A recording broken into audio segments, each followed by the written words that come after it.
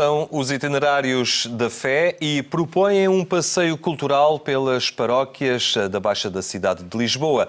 José Manuel Pimenta apresenta-nos esta iniciativa logo após os temas da atualidade religiosa que hoje destacamos no programa Eclésia. Terminou hoje em Fátima o Encontro Nacional da Pastoral Social. 3 dias para, com os agentes da ação caritativa e solidária da Igreja Católica, encontrar novas formas de atender os mais carenciados, este ano a partir dos desafios do Papa Francisco. Desemprego, falta de condições para pagar as contas, habitação, cuidados com a saúde. Uma realidade que os portugueses se habituaram a resumir na palavra crise. Proximidade, criatividade e profissionalismo têm conduzido a ajuda a quem se encontra numa situação mais frágil. Esse auxílio é muitas vezes encontrado nos agentes da pastoral da Igreja. Hoje não é tanto as pessoas que nos procuram, algumas procuram-nos, mas é mais a comunidade cristã que está a ser sensibilizada e despertada para a exigência de sair, ir ao encontro das pessoas, procurando que a vizinhança ajude também a conhecer as situações e a ir no respeito, na total discrição pelas pessoas, de uma forma totalmente discreta. Ir ao encontro das pessoas e ajudá-las, de acordo com as necessidades que elas vão apresentando e que vão chegando ao nosso conhecimento naturalmente. Seja através dos grupos organizados, das Cáritas ou dos centros sociais e paroquiais que as comunidades vão estruturando, o desafio é sair, ir ao encontro e estar de portas abertas. Isto é no dia-a-dia do centro comunitário, porque o centro comunitário foi criado há 32 anos pelo Padre Aleixo Cordeiro, que tinha já uma visão de que o centro tinha que ser um motor que dinamizasse a comunidade e tinha que ser uma estrutura viva e dinâmica e sempre atenta às necessidades que existiam à nossa volta. Portanto, tem sido assim, o nosso lema é não criar estruturas pesadas, mas ir acompanhando a realidade social e a evolução da sociedade e dos problemas sociais que vão existindo. Daí que o centro nunca é a mesma coisa, não é? Portanto, tem que ser dinâmico, tem que ser vivo, tem que estar atento. E nós procuramos fazer isto no dia-a-dia, portanto, estar atento àqueles que precisam de nós e responder com respostas rápidas e adequadas às necessidades das pessoas. As necessidades sociais não escolhem geografia, seja na paróquia de Carcavelos, no Patriarcado de Lisboa, ou em Sangalhos, na Diocese de Aveiro. A ação social da Igreja Católica é hoje e cada vez mais um suporte. Eu acho que se procura, por um lado, uma resposta com mais qualidade técnica, portanto, deixamos de fazer só de uma forma muito voluntária, sim, mas também com algum profissionalismo e com a técnica de profissionais que sabem agir nessa área. E, por outro lado, também nesta criatividade que nos exige hoje em dia e irmos mais fundo nas respostas que damos. Pela 29ª vez, os agentes da Pastoral Social da Igreja reúnem-se num encontro nacional. Reafirmar a doutrina social da Igreja professada no Evangelho é o caminho para minimizar a crise que tantos portugueses conhecem. Aquilo que a doutrina social da Igreja propõe, teremos que o dizer que vai um pouco contra a corrente, não é? Quando falamos na dignidade de toda e qualquer pessoa, como o princípio básico da doutrina social da Igreja e algo que está subjacente a toda a doutrina evangélica, é muito fácil reconhecer esta dignidade das pessoas, mas depois passar para a prática é um pouco mais complicado. Esse compromisso social, resultante de uma profissão de fé, foi concretizado num dos painéis do encontro. Este encontro é marcado pelo Evangelho da Alegria do Papa Francisco, que é uma visão extraordinária para o nosso tempo. É um tempo de crise, um tempo muito marcado pelo desespero, pela falta de esperança, e toda a visão do Papa Francisco é muito inspiradora neste traço da alegria, da esperança, daquilo que são os horizontes que precisamos de rasgar para o nosso tempo. Particularmente a minha perspectiva, a mobilidade humana e aquilo que tem a ver com a era da globalização exige, sem dúvida, que nós possamos passar de um tempo de hostilidade em relação à mobilidade humana para um tempo de hospitalidade. Precisamos passar de um tempo de desconfiança para um tempo de confiança. Precisamos passar do desespero para a esperança. Estes são 3 eixos essenciais que creio que nesta reflexão são muito importantes. Há 3 grandes desafios. O desafio da proximidade, estar perto das pessoas. O desafio extraordinário da opção pelos pobres, pelos mais pobres. É fundamental hoje. Há tanta gente que em saúde precisa de ser assistido e não tem meios. Temos que fazer esta opção. E outra opção, a oferta gratuita de tudo aquilo que a Igreja pode dar. Não apenas em bens espirituais, mas em bens de toda a natureza. A Pastoral da Saúde, como nova evangelização, de certeza que é convidada a esta dinâmica, com lógicos 3 desafios que eu acabei de apontar e depois com sensibilidades. A humanização, é tão importante a humanização, a sensibilidade ética, o respeito pela dignidade e pela liberdade de cada um e, finalmente, uma coisa também muito importante, a espiritualidade como sensibilidade nova. Não é só como dimensão religiosa, é como valorização do ser a partir dos valores espirituais. Numa altura em que o Estado debate o orçamento retificativo, o responsável pela Comissão da Pastoral Social e Mobilidade Humana afirma que o bem-estar dos cidadãos tem de ser respeitado. A Igreja, por um lado, tem que dar resposta a estas situações.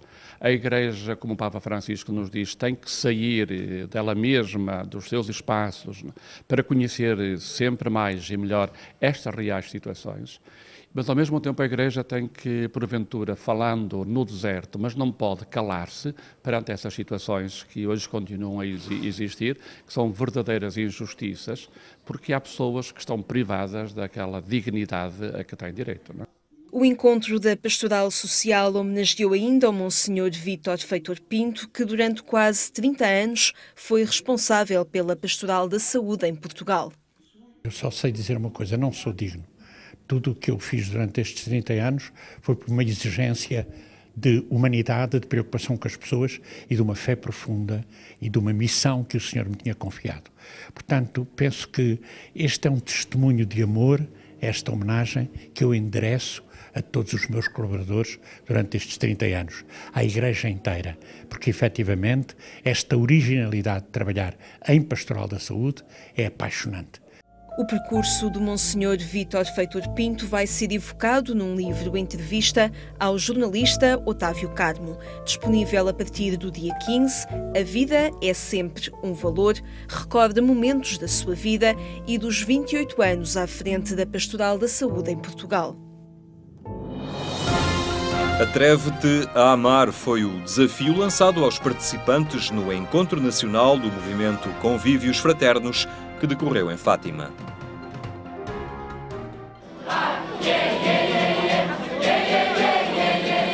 A alegria e o entusiasmo dos jovens é espelho da experiência que fazem no movimento Convívios Fraternos. Vêm de todas as dioceses do país e uma vez por ano encontram-se em Fátima numa experiência de partilha e fraternidade. Já lá vão 46 anos desde que o padre Valente de Matos tinha a intuição de fundar esta forma de pertencer e caminhar em igreja. É um movimento de primeiro anúncio da experiência de Deus e, consequentemente, de uma experiência de amor cristão que regala entusiasmo aos jovens, porque encontram um Deus, não um Deus justiceiro, um Deus castigador, mas um Deus essencialmente de amor, enfim, que eles abraçam com entusiasmo. A Fátima chegaram jovens de todo o país, mas também de França, onde os convívios fraternos estão também presentes nas comunidades portuguesas que ali residem. Fizemos um convívio fraterno e então tentámos fazer um trabalho mais significado com estes jovens do último convívio que foi lá realizado e deu a oportunidade. A maior parte destes jovens foram aqueles que fizeram o último convívio fraterno. Então por isso é que a gente conseguiu trazer mais jovens este ano que o que foi no ano passado. Entre os portugueses em França, a fé também é uma identidade e os convívios fraternos reforçam esta experiência cristã. Eu acho que o convívio fraterno já começa já nas nossas catequeses, porque nós fazemos um trabalho da catequese já desde o princípio, onde a gente fazemos um trabalho também exigente, porque eu acho que com Jesus temos que ser exigentes, e a exigência é que faz também este trabalho, porque eu acho que este fruto vem mesmo da exigência e de um trabalho feito lá em Paris, nas paróquias principalmente. Os convívios fraternos são uma experiência de igreja que se faz na alegria e no dinamismo que caracteriza as novas gerações. Um movimento de primeiro anúncio que quer envolver os jovens na dinâmica das comunidades cristãs. Numa zona em que há pouca juventude, não é? Este movimento já existe na nossa diocese há 15 anos, vai fazer 15 anos em outubro. E ao longo destes 15 anos aproximadamente 1.500 jovens da nossa diocese participaram e renovaram a vida das paróquias, das comunidades, tornaram-se famílias mais cristãs. Temos visto realmente transformações de vida.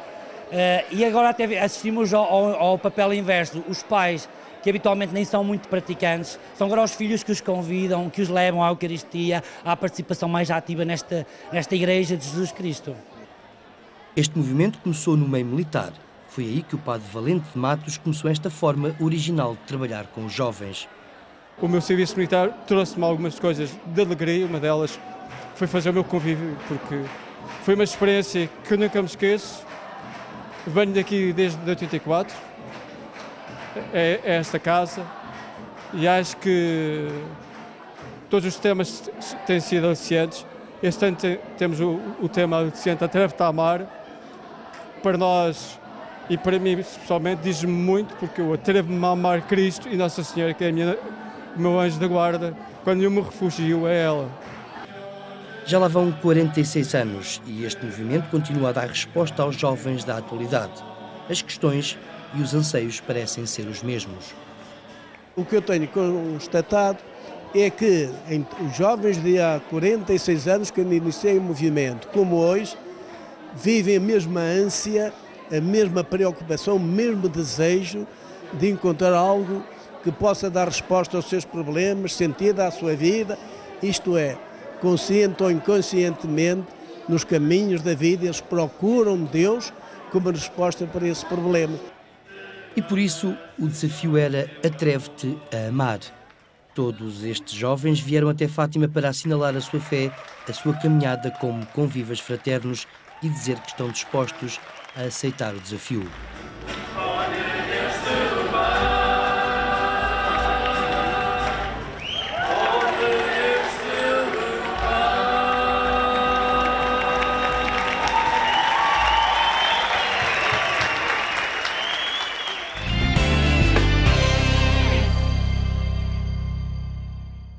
Temas que pode aprofundar em agência.eclésia.pt. Nos segundos sábados de cada mês, a paróquia de São Nicolau, em parceria com a Santa Casa da Misericórdia de Lisboa, promovem itinerários que levam ao encontro e à descoberta da riqueza patrimonial das igrejas da Baixa de Lisboa. Entre nós está José Manuel Pimenta. Muito obrigado por estar na nossa companhia. Perguntava-lhe então como é que surgiu esta ideia, esta proposta de convidar quem queira, quem se inscreva atempadamente, a comparecer a determinada hora e conhecer um vasto leque de oferta cultural e uma riqueza também histórica da nossa Baixa da cidade de Lisboa. De facto, estes itinerários surgiram ou tiveram a sua concepção partindo de dois pontos. Primeiro, da consciência clara do património que as igrejas da Baixa, Chiado, do Castelo, da Moraria e Alfama, portanto aquela zona toda, são elementos extraordinários de fé, de história, de arte, e também quando tomamos consciência que cada vez mais muitas pessoas nos procuram com a finalidade de conhecer mais, de poder visitar estes espaços.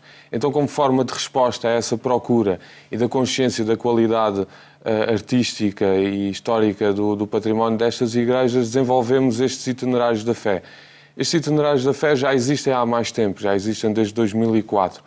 O que acontece é que agora conseguimos dar uma nova estrutura com um guia formado em História de Arte, que também atribui melhor qualidade à visita, que também tem conhecimento profundo da dimensão da fé, da dimensão religiosa do espaço em que os turistas se encontram, e isso tudo vem beneficiar e melhorar estes itinerários da fé.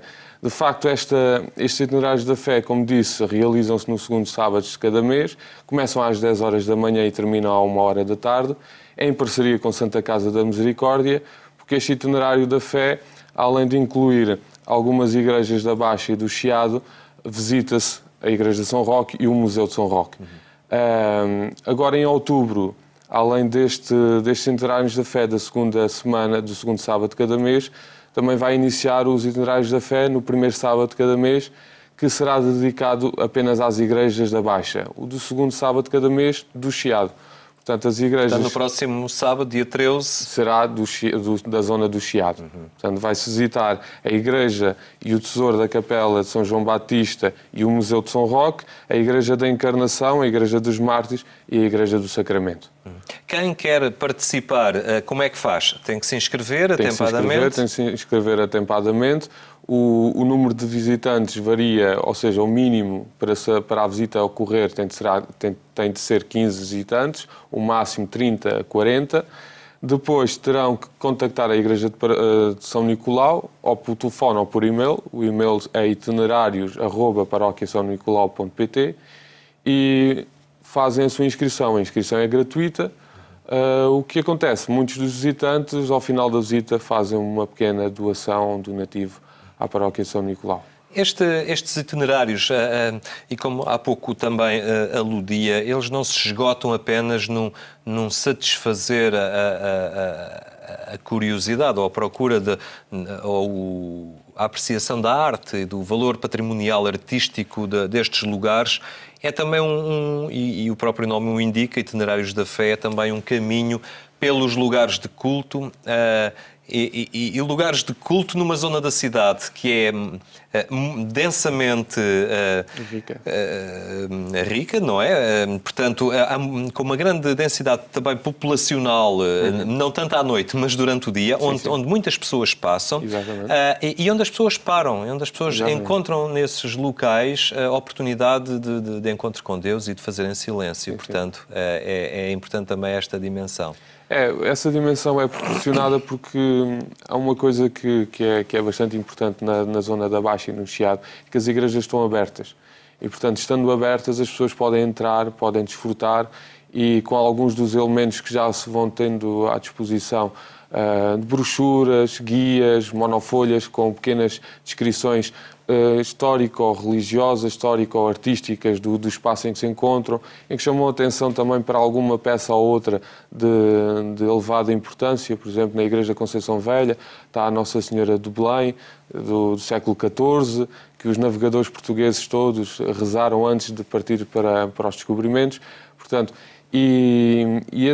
essa riqueza muitas vezes também passa ao lado das pessoas que entram, porque portanto, são espaços muito ricos, com muito património histórico e artístico, e que muitas vezes, se não são chamadas, são convidadas a integrar estes grupos que alertam para este ou para aquele ponto mais interessante, poderá-se perder ou nem tomarem noção ou em consideração aquele elemento que existe. Por vezes as pessoas pensam, já passo lá todos os dias, já conheço... Mas, por vezes, algum turista de outra nacionalidade que nos visita e que faz estes itinerários acaba por conhecer mais pormenores dos tempos do que quem ali passa diariamente, não é? E daí também a importância das pessoas participarem. Concordo plenamente consigo e, de facto, atualmente quem participa nos Itinerários da Fé, a maioria das pessoas são lisboetas. E o engraçado é notar que, no final de cada Itinerário da Fé, quase a totalidade apontam a essa dimensão que há muitos elementos que eles desconheciam quase na totalidade daquela igreja ou daquele circuito de igrejas. Quando se passa depois, já se passa de maneira diferente. Já se olha de maneira diferente.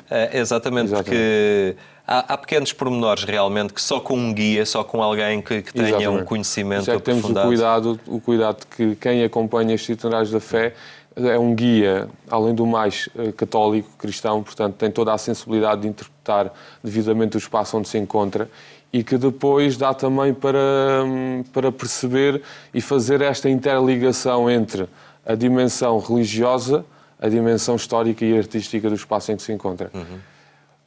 Também gostava de aqui dizer que, portanto, em setembro, esta visita que se vai realizar dia 13 de setembro, portanto, quem quiser ainda se pode inscrever e há disponibilidade para poder visitar, fecha-se um trimestre das visitas, ou seja, em outubro vai-se iniciar um novo trimestre. O novo trimestre vai incluir estes dois novos itinerários, o itinerário só dedicado ao Chiado e depois só dedicado à Baixa. O da Baixa é no primeiro sábado e o do Chiado é o segundo sábado de cada mês.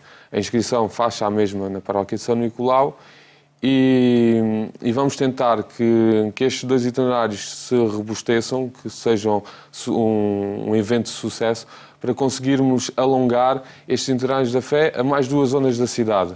À zona da Moraria Castelo e à zona da Alfama, que também detém igrejas de grande valor artístico, histórico e espaços de fé.